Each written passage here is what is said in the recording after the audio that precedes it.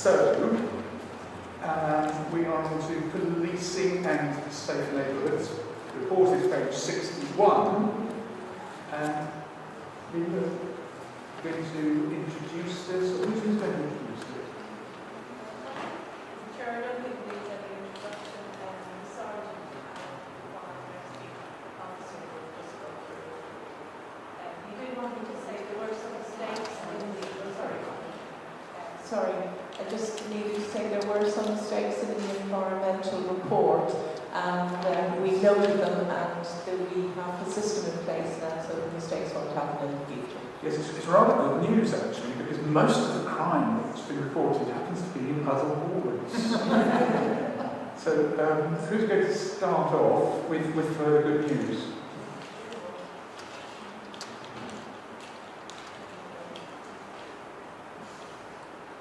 Okay, I'll keep it short because obviously a lot of it's in the report. I've just got a few bits of feedback on the work contained in the report. Western executed 2 warrants with information received from the community to result in 5 arrests. The offenders are on bail for those offences at this time. Also been targeted off licences, selling alcohol to those already intoxicated. That's in relation to the ASB in open spaces. Work is still ongoing with those, and hopefully we're going to be taking a couple of those off licences to review.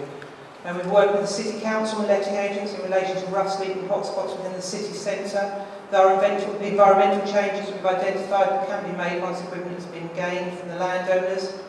That will secure the area and stop the rough sleepers being able to access the areas that they are sleeping in and causing problems.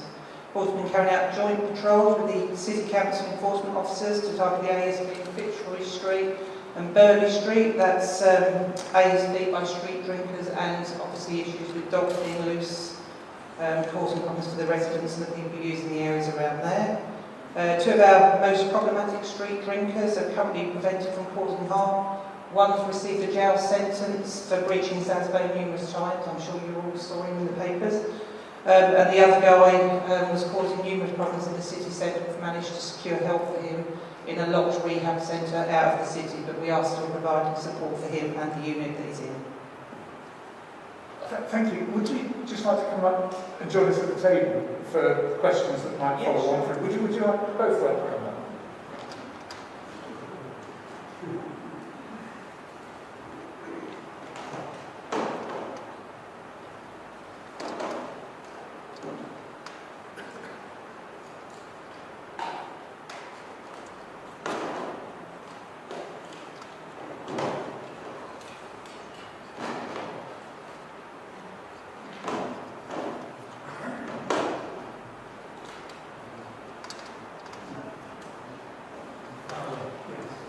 Thank you, Chair. Just as sort of a follow-on to the report that's there, the information and the evidence that was gathered in the surveys currently done in the City Council and Fire Service with regard to the waste has prompted other council departments to work quite cooperatively together and start to produce some solutions. And it was gratifying to see that in a snapshot going on the city centre tonight, there wasn't a single blue bag out the street in the papers. There was a number of others from commercial collection organisations, and there still remains a large number of unsecured bins with flammable materials inside that can be ignited by those who have the propensity to do so. So I would like to report that we've made a very significant success in that. However, I would like to be able to keep the pressure on.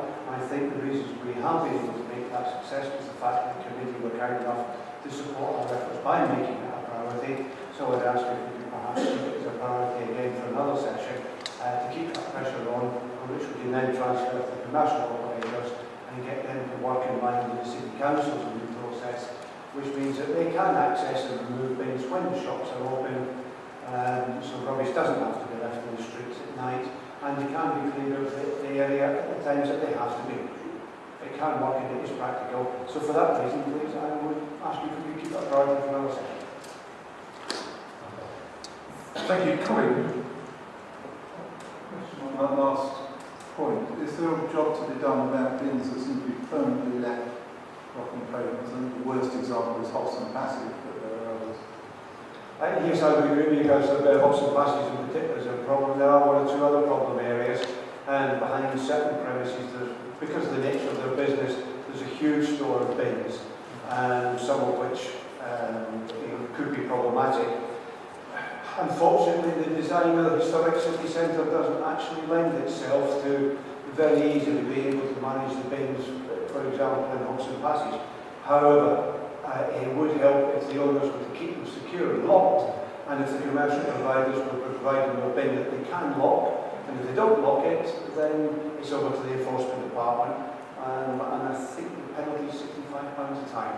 So there are measures that we can do to make that make a difference. Thank you. Are there any general questions to police or fire?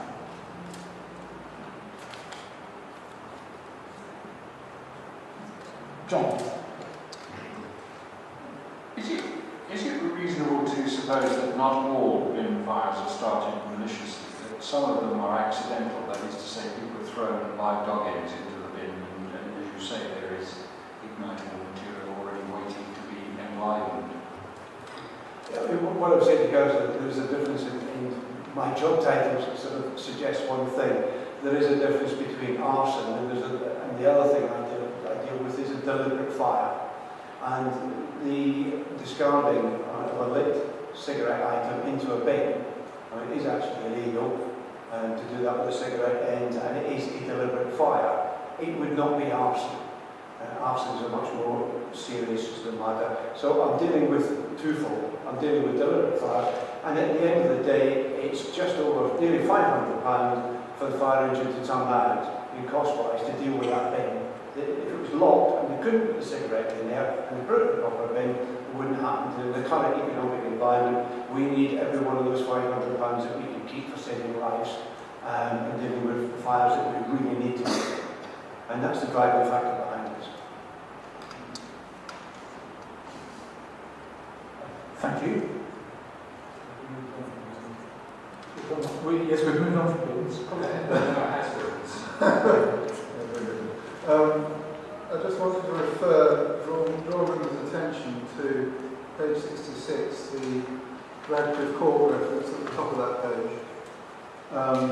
This has been a matter that's come to my attention on a number of occasions, and my particular concern here is this refers to youths. I'm not able to comment on the age of the people involved, I'm sure it's true. But there appear to be two categories here: free runners who are annoying but basically harmless, and there seems to be some evidence of attempts to enter premises with criminal intent linked to this roof running as well. In that case, there is more serious matters. But the particular concern of the residents of Radcliffe Court is they aren't getting cooperation from neighbouring businesses. I think they've named W.H. Smith in particular, in making access to their roofs more secure. They're gaining access from the fire escape to Radcliffe Court, which obviously has to be there to provide fire exit. For people who don't know where Radcliffe Court is, it's on the roof of the area of Rose Crescent, up to between the market and the Green Street. And the fire escape leads to Green Street. And the top of that fire escape needs some security measures to stop people getting off and onto the roof. They've been quite simple, they've been put forward some time ago, and if measures haven't yet been taken, that is something I regard as a great failure by the property people to respond to legitimate concerns from the police. And I'm trying to draw that to public attention now as something that a relatively small number of people living in a particular corner of the city centre being plagued by this nuisance, partly because the people who are in some ways most affected, because they're the ones who suffer the burglaries, not the residents, are just not being bothered to protect themselves properly.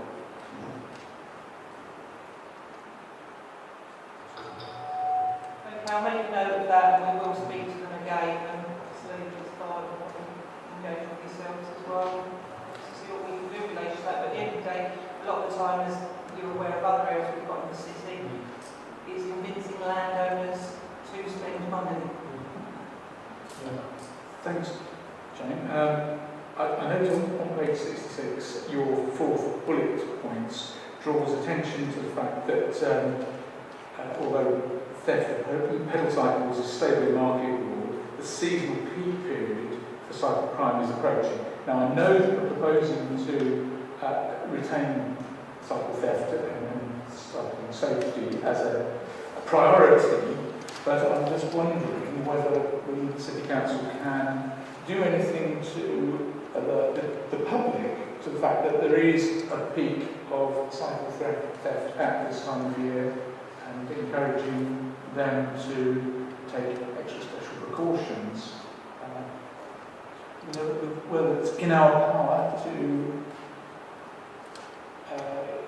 John, could I ask the police officer if she would help me understand something?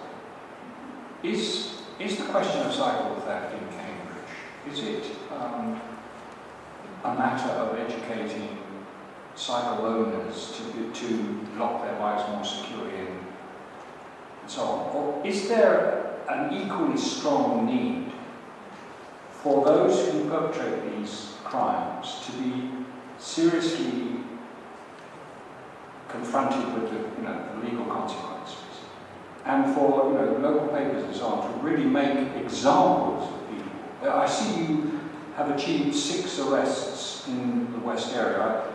I don't know how you achieved that. Presumably you caught people red-handed, but how you did it. Do you think you're giving enough attention to actually making an example of those? Because there's a kind of culture in Cambridge that bike theft is it's a kind of public property that we can interchange quite freely.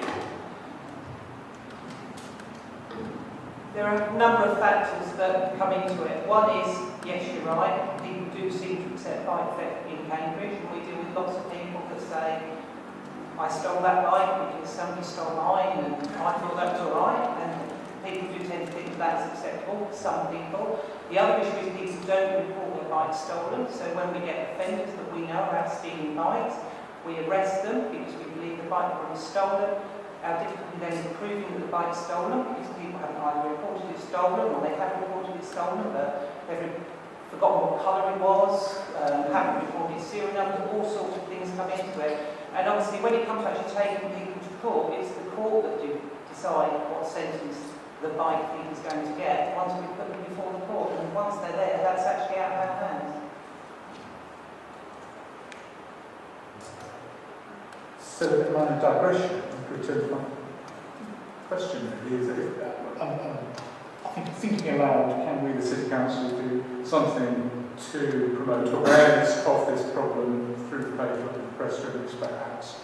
Perhaps that is something to take away from this meeting. Okay. It seems to me there are things we can do to encourage the culture of locking bikes to things more. And it would, for example, help if pubs that are used to having bikes lent up against their walls had some means on those walls for attaching bikes to them. Relatively cheap to fix. Great improvement in security for the users. No real difference to the impact on pavements because the bikes are being parked there anyway. Just an idea.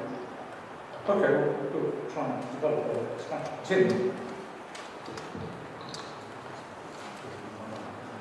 Yes, I was talking to some of the members of the Cambridge University Students' Union earlier this week, and one of the questions that they asked was what provision is made on the induction of freshers into the university each year for educating particularly the foreign students arriving in this country about the aspects of the highway code that affect cycling. I know it's not a new issue, but I was interested that it actually came from the Students' Union in this case. I wonder whether you could tell us about what level of briefing or even training is made available. The students themselves suggested that maybe there should be at least a sort of one-page distillation of the important do's and don'ts. As practices and conventions exist very different in different places, and obviously it's a safety hazard to them and to the rest of us. Every single year, throughout the end of September, beginning of October, we take one of the freshers talks. We go around to all the universities, we provide all that information. The problem we do find is that the slots that are being given to us are getting shorter and shorter. It's So there's only so much information we can put out in that time, but we do make sure we've got information there for them on safe cycling. We make sure that we've got means there for them to register their bikes, details there on the best locks to use. Obviously we have to go into a bit of personal safety for those people that are riding, you know, at universities as well. There is a lot that we have to get through in a very, very short period of time. We do take that information with us.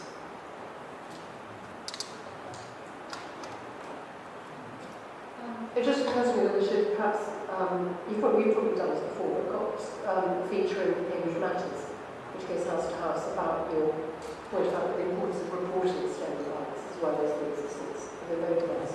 So I genuinely think that the public don't actually understand the importance of reporting stolen bikes and how it helps employers really cut down on it. So I wonder if we could just take that forward as a suggestion to the editorials.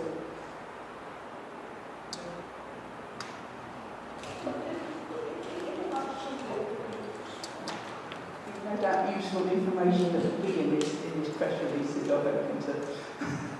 Stuff about things like, not just, where the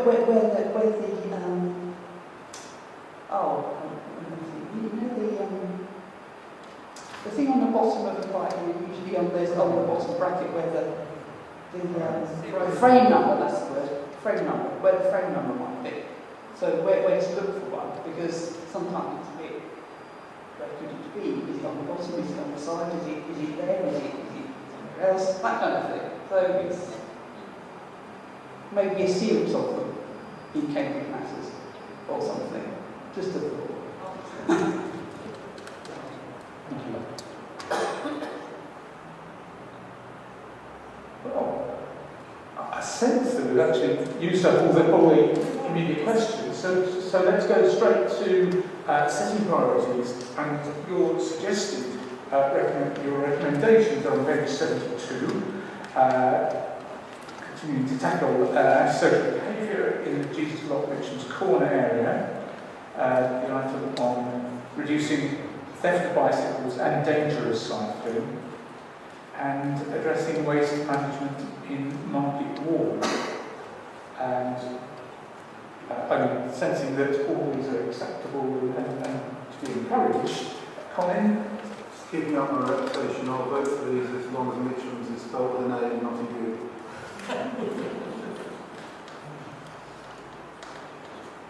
So I remember Mitchum's store. Well, I don't. Right, this is the last chapter. Yes, you at the officer briefing, Councillor Cantrell thought that Lansdowne was still a little hotspot, and we wonder if that could be threaded into the... Now, is it actually antisocial behaviour or criminal behaviour? Well, I think it's a mixture. I mean, basically, there is antisocial behaviour. It's mainly summer related. I mean, there were the bottom end of Lansdowne, they set fire to some of the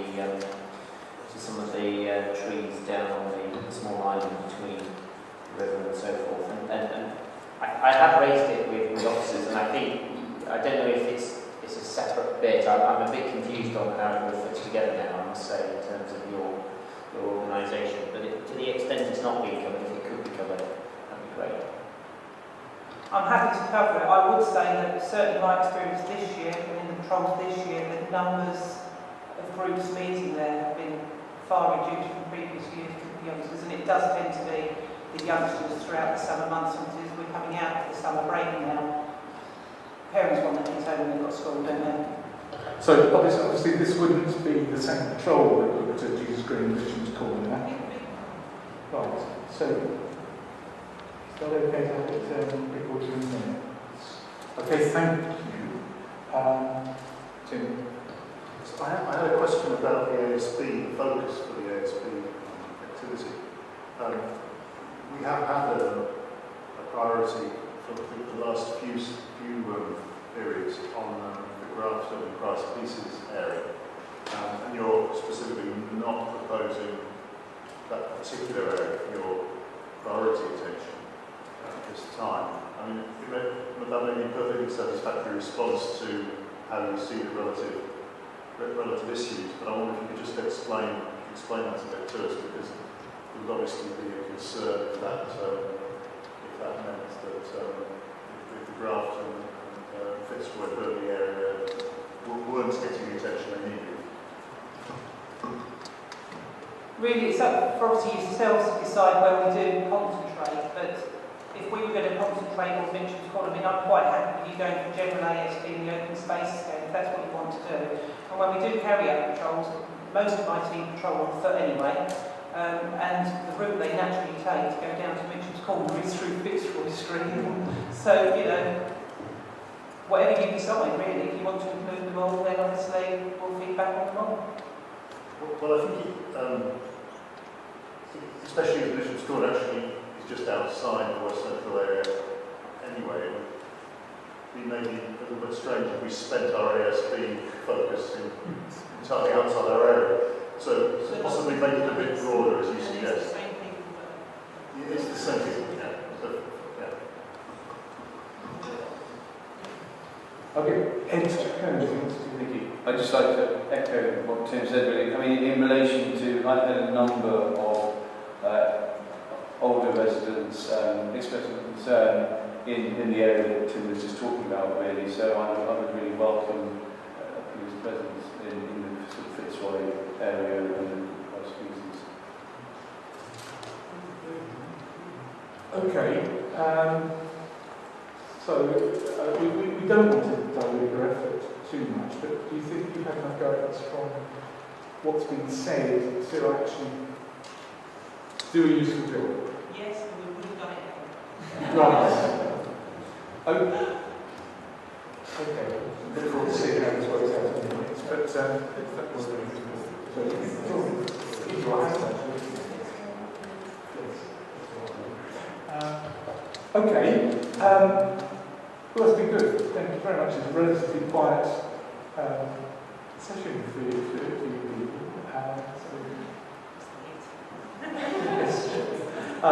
So thank you all very much for coming.